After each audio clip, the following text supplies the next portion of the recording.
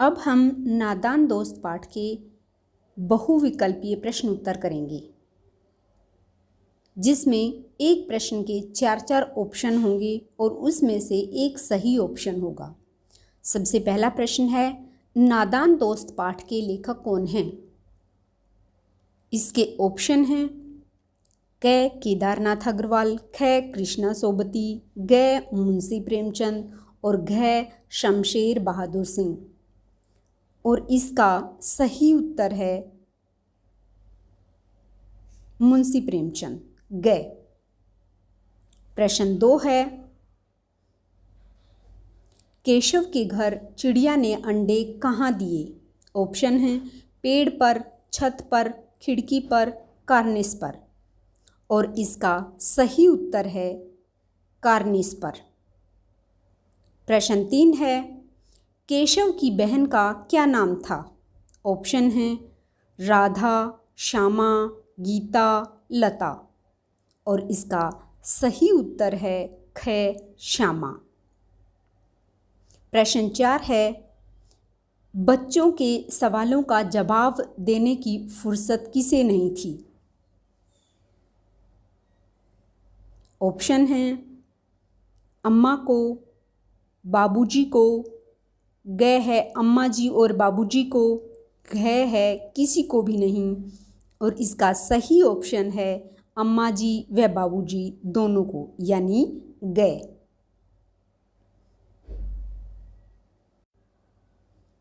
पांचवा प्रश्न है, केशव व श्यामा ने चिड़ियों के खाने के लिए क्या बिखेरा? ऑप्शन हैं क चावल, ख गेहूँ, ग जौ और घ बाजरा।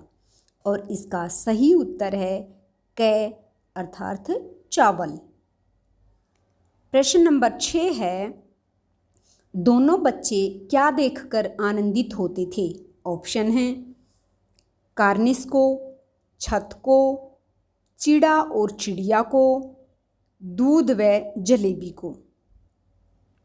और इसका सही उत्तर है ग चिड़ा और चिड़िया को।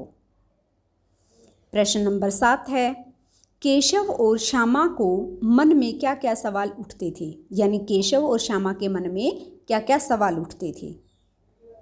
तो क्या क्या सवाल उठते थे? उनके ऑप्शन हैं क अंडे कितने बड़े होंगे, ख अंडे कितने होंगे, ग अंडे क्या खाते होंगे और घ उपर्युक्त सभी। और इसका सही उत्तर है घ उपर्युक्त सभी। प्रश्न 8 है, केशव कार्निस तक कैसे पहुंचा? और ऑप्शन हैं क स्टूल लगाकर, ख सीढ़ी लगाकर, ग स्टूल तथा नहाने की चौकी लगाकर और घ चारपाई लगाकर। और इसका सही उत्तर है ग स्टूल तथा नहाने की चौकी लगाकर। प्रश्न नंबर 9 है, अंडों की संख्या कितनी थी? ऑप्शन हैं क 3, ख 4, ग 5 और घ 2। और इसका सही उत्तर है क 3। प्रश्न 10 है, श्यामा की नींद कितने बजे खुली? ऑप्शन हैं क 12 बजे, ख 1 बजे, ग 2 बजे और घ 4 बजे। और इसका सही उत्तर है घ 4 बजे। प्रश्न नंबर 11 है, चिड़िया ने अंडे क्यों फोड़ दिए? इसके ऑप्शन हैं क मिट्टी लगने के कारण, ख पानी लगने के कारण, ग केशव के छू लेने के कारण और घ हवा लगने के कारण। और इसका सही उत्तर है ग केशव के छू लेने के कारण। प्रश्न 12 है, श्यामा ने माँ को यह क्यों नहीं बताया कि दरवाज़ा केशव ने खोला था? इसके ऑप्शन हैं क शर्म के मारे, ख मोहब्बत के मारे, ग बाबूजी के डर के कारण और घ किसी भी कारण से नहीं। और इसका सही उत्तर है ख मोहब्बत के मारे। अगला प्रश्न है प्रश्न नंबर 13, श्यामा अंडों को रखने के लिए किसका टुकड़ा लाई? और इसके ऑप्शन हैं क कुर्ते का, ख शर्ट का, ग पुरानी धोती का और घ फ्रॉक का। और इसका सही उत्तर है ग पुरानी धोती का टुकड़ा। अगला प्रश्न है प्रश्न नंबर 14।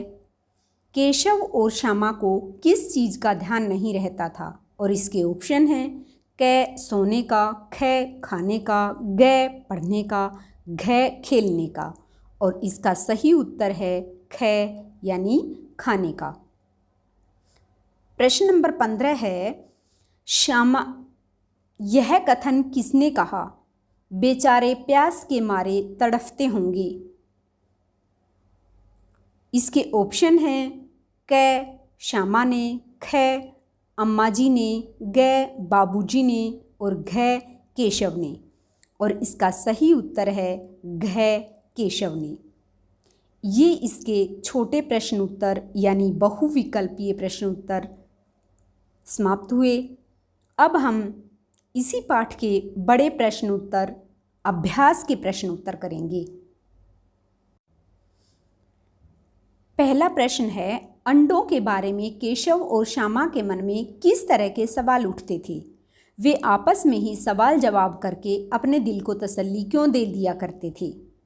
उत्तर है अंडों के बारे में केशव और श्यामा के मन में तरह तरह के सवाल उठते थे कि अंडे कितने बड़े होंगे, किस रंग के होंगे, कितने होंगे, क्या खाते होंगे, घोंसला कैसा है इत्यादि। लेकिन इन बातों का जवाब देने वाला कोई नहीं था, क्योंकि न अम्मा को घर के काम धंधों से फुर्सत थी और न बाबूजी को पढ़ने लिखने से। इसलिए केशव और श्यामा आपस ही में सवाल जवाब करके अपने दिल को तसल्ली दे दिया करते थे। प्रश्न 2 है केशव ने श्यामा से चिथड़े, टोकरी और दाना पानी मंगाकर कार्निस पर क्यों रख दिए थे? उत्तर है केशव और श्यामा ने सोचा कि अंडों से बच्चे निकल आए होंगे। उन्होंने धूप से अंडों को बचाने के लिए टोकरी से छाया की, फिर धोती के चिथड़े से उनके लिए गद्दी बनाई और चावल तथा पानी उनकी भूख और प्यास मिटाने के लिए रख दिए।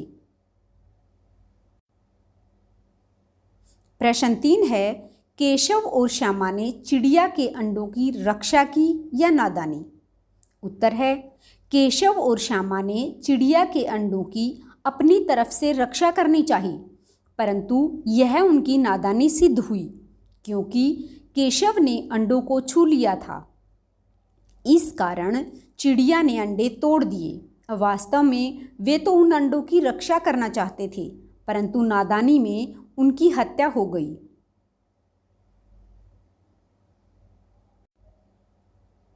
अब हम कहानी से आगे के प्रश्न उत्तर करते हैं। इसमें सबसे पहला प्रश्न है केशव और श्यामा ने अंडों के बारे में क्या क्या अनुमान लगाए? यदि उस जगह तुम होते तो क्या अनुमान लगाते और क्या करते? उत्तर है केशव और श्यामा ने अनुमान लगाया कि अब तक अंडों के बच्चे निकल आए होंगे।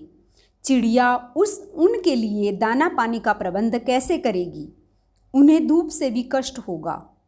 यदि इसकी जगह मैं होता तो मैं भी यही अनुमान लगाता, परंतु अपने माता पिता से पहले इस सब के बारे में जानकारी प्राप्त कर लेता।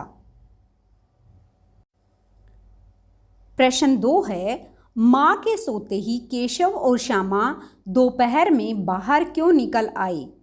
माँ के पूछने पर भी दोनों में से किसी ने किवाड़ खोलकर दोपहर में बाहर निकलने का कारण क्यों नहीं बताया? उत्तर है माँ के सोते ही केशव और श्यामा बाहर इसलिए निकल आए क्योंकि उन्हें चिड़िया के अंडों को देखना था। माँ के पूछने पर भी दोनों में से किसी ने इस बारे में नहीं बताया, क्योंकि वे इसके बारे में बताते तो माँ उन्हें भरी दोपहर में बाहर नहीं निकलने देती। प्रश्न 3 है प्रेमचंद ने इस कहानी का नाम नादान दोस्त रखा। तुम इसे क्या शीर्षक देना चाहोगे? उत्तर है प्रेमचंद ने इस कहानी का नाम नादान दोस्त सोच समझ कर रखा। हम इसका दूसरा शीर्षक बचपन की नादानी या रक्षा में हत्या देना चाहेंगे। अब हम अनुमान और कल्पना के आधार पर प्रश्न उत्तर करते हैं। इसमें सबसे पहला प्रश्न है, इस पाठ में गर्मी के दिनों की चर्चा है। अगर सर्दी या बरसात के दिन होते तो क्या क्या होता? अनुमान करो और अपने साथियों को सुनाओ। उत्तर है, अगर सर्दी के दिन होते तो केशव और श्यामा अंडों को ठंड से बचाने की व्यवस्था करते और उनकी अम्मा उन्हें इतनी सर्दी में बाहर निकलने के लिए डांटती। यदि बरसात का मौसम होता तो वे अंडों को पानी से बचाने के लिए प्रबंध करते। तब उनकी अम्मा उन्हें पानी में बाहर निकलने के लिए डांटती। प्रश्न 2 है, पाठ पढ़कर मालूम करो कि दोनों चिड़िया वहाँ फिर क्यों नहीं दिखाई दी, वे कहाँ गई होंगी। इस पर अपने दोस्तों के साथ मिलकर बातचीत करो। उत्तर है, बच्चों के छू लेने के कारण चिड़िया ने अंडे तोड़ दिए और फिर वहाँ कभी वापस नहीं आई। वे दोनों वहाँ से किसी दूसरी सुरक्षित जगह पर चली गई होंगी, वहाँ नया घोंसला बनाकर रहने लगी होंगी। प्रश्न 3 है, केशव और श्यामा चिड़िया के अंडों को लेकर बहुत उत्सुक थे। क्या तुम्हें भी किसी नई चीज़ या बात को लेकर कौतूहल महसूस हुआ है? ऐसे किसी अनुभव का वर्णन करो और बताओ कि ऐसे में तुम्हारे मन में क्या क्या सवाल उठते हैं। इसका संभावित जवाब सभी बच्चे अपनी अपनी कॉपी में अपने तरीके से लिखेंगे अपने अनुभव के आधार पर। मैं अपना अनुभव आपके साथ साझा करती हूँ। एक बार हमारे घर में एक बिल्ली ने 2 बच्चों को जन्म दिया, जिसको देखकर मेरे मन में तरह तरह के प्रश्न उठे कि ये बच्चे कब दूध पीना शुरू करेंगे, कब चलना शुरू करेंगे। क्या बिल्ली इन्हें मुंह में दबाकर एक जगह से दूसरी जगह ले जाती है तो इन्हें दर्द नहीं होता होगा?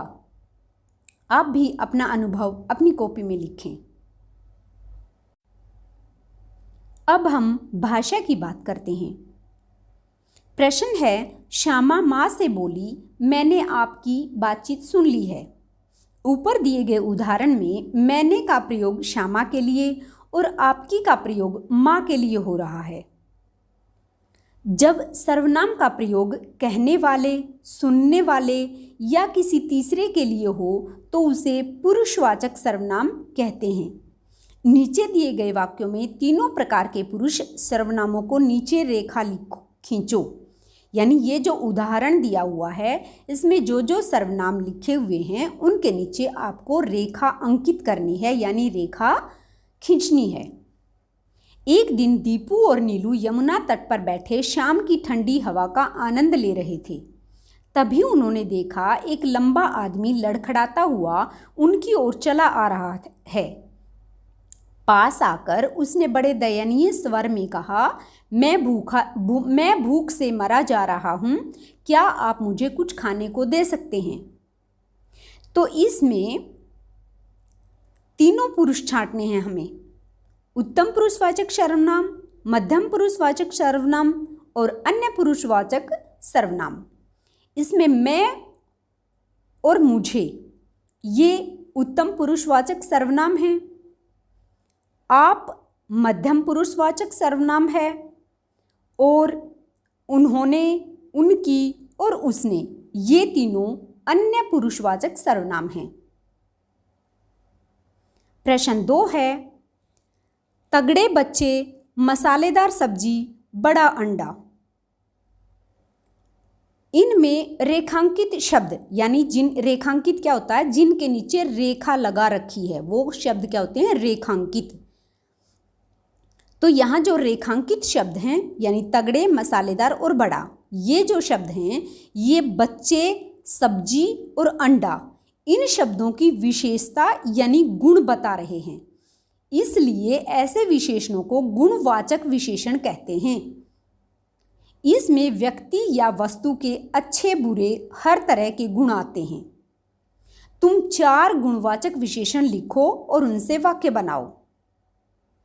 जैसे हमने ये आगे उदाहरण लिखे हैं, आप इन उदाहरणों को देखो और फिर 4 गुणवाचक विशेषण अपने आप लिखना। यहाँ हमने लिखे हैं पुरानी, सफ़ेद, तिकोना और फटी। उदाहरण हैं यानी वाक्य हैं, श्यामा दौड़कर पुरानी धोती का टुकड़ा लाई, चिड़िया ने सफ़ेद अंडा दिया, केशव तिकोने स्टूल पर खड़ा हो गया। श्यामा ने कहा, टोकरी फटी हुई है। तो यहाँ पुरानी जो शब्द है वो धोती का गुण बता रही है कि धोती पुरानी थी। अंडा जो है उसकी विशेषता या गुण कौन बता रहा है? सफ़ेद, कि वो अंडा कैसा है? सफ़ेद। जो स्टूल है वो कैसा है, कैसा गुण है उसका? कि वो तिकोना है। और जो टोकरी है वो कैसी है? फटी हुई है। यानी पुरानी, सफ़ेद, तिकोने और फटी, ये चारों जो शब्द हैं ये गुणवाचक विशेषण हैं।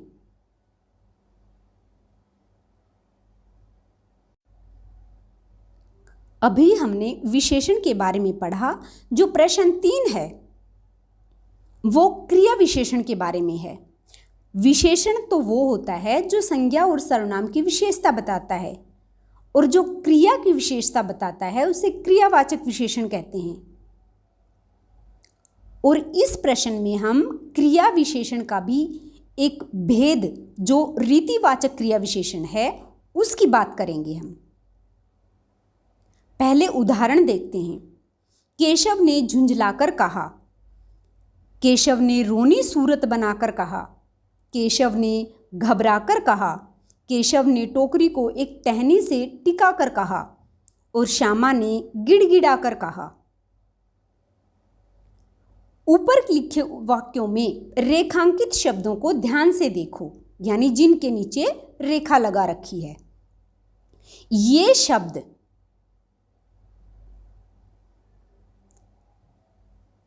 रीतिवाचक क्रिया विशेषण का काम कर रहे हैं, क्योंकि ये बताते हैं कि कहने, बोलने और उठने की क्रिया कैसे हुई। कर वाले शब्दों को क्रिया विशेषण होने की एक पहचान यह भी है कि ये अक्सर क्रिया से ठीक पहले आते हैं। अब तुम इन 5 क्रिया विशेषणों का वाक्य में प्रयोग करो। यानी ऊपर जो क्रिया विशेषण दिए गए हैं 5, कौन कौन से हैं ये? झुंझलाकर, बनाकर, घबराकर, टिकाकर और गिड़गिड़ाकर। आप इनसे 5 वाक्य बनाओ। जैसे हमने यहाँ 5 वाक्य बना रखे हैं, इसी प्रकार आप भी 5 वाक्य बनाएं इनसे अलग। जैसे झुंझलाकर, मोहन की हरकत देखकर सोहन झुंझलाकर चला गया। बनाकर, लता ने बंटी को पागल बनाकर छोड़ दिया। घबराकर, राधा सांप को देखकर घबराकर भाग गई। टिकाकर, राजेश ने अपने ठेले को खंभे से टिकाकर लगा दिया। गिड़गिड़ाकर, सड़क पर एक भिखारी गिड़गिड़ाकर भीख मांग रहा था। प्रश्न 4 है, नीचे प्रेमचंद की कहानी सत्याग्रह का एक अंश दिया गया है। अंश यानी हिस्सा। तुम इसे पढ़ोगे तो पाओगे कि विराम चिन्हों के बिना यह अंश अधूरा सा है। तुम आवश्यकता अनुसार उचित जगहों पर विराम चिन्ह लगाओ। तो यहाँ जो अंश दिया गया है उसमें कहीं भी विराम चिन्हों का प्रयोग नहीं किया गया है। विराम चिन्ह कौन से होते हैं? जैसे पूर्ण विराम है, अर्ध विराम है, अल्प विराम है। ये विराम चिन्ह होते हैं और किसी वाक्य को बोलते समय उसमें ठहराव लाने के लिए विराम चिन्हों का प्रयोग किया जाता है। आगे हमने इन विराम चिन्हों का प्रयोग करके इसी अंश को यहाँ लिखा है, इसे देखते हैं। उसी समय एक खोमचे वाला जाता दिखाई दिया। यहाँ दिया के बाद पूर्ण विराम लगाया। 11 बज चुके थे। यहाँ अल्प विराम। चारों तरफ सन्नाटा छा गया था। पूर्ण विराम। पंडित जी ने बुलाया। खोमचे वाले, यहाँ किसी को संबोधित करते हैं तो वहाँ विस्मयादि बोधक चिन्ह लगाया जाता है। खोमचे वाला, कहिए क्या दूं, यहाँ प्रश्नवाचक चिन्ह है। भूख लग आई न, यहाँ पूर्ण विराम। अन्न जल छोड़ना साधुओं का काम है, यहाँ अर्धविराम। हमारा आपका नहीं, ये पूर्ण विराम। मोटे राम, उसके बाद है विस्मयादि बोधक चिन्ह। अबे क्या करता है, क्या कहता है, यहाँ प्रश्नवाचक चिन्ह है। यहाँ किसी साधु से कम हैं, यहाँ पूर्ण विराम। चाहे तो महीने पड़े रहें और भूख न लगे, पूर्ण विराम। तुझे तो केवल इसलिए बुलाया है कि जरा अपनी कुप्पी मुझे दें, यहाँ फिर से पूर्ण विराम। देखूं तो वहाँ क्या रेंग रहा है, प्रश्नवाचक चिन्ह। मुझे भय होता है, यहाँ अंत में पूर्ण विराम। इस प्रकार हमारा आज का ये पाठ पूरा हुआ। हमने इसमें पाठ को पढ़ा, उसके बाद इसके बहुविकल्पीय प्रश्न किए, इसके बाद अभ्यास के प्रश्न किए और भाषा की बात की।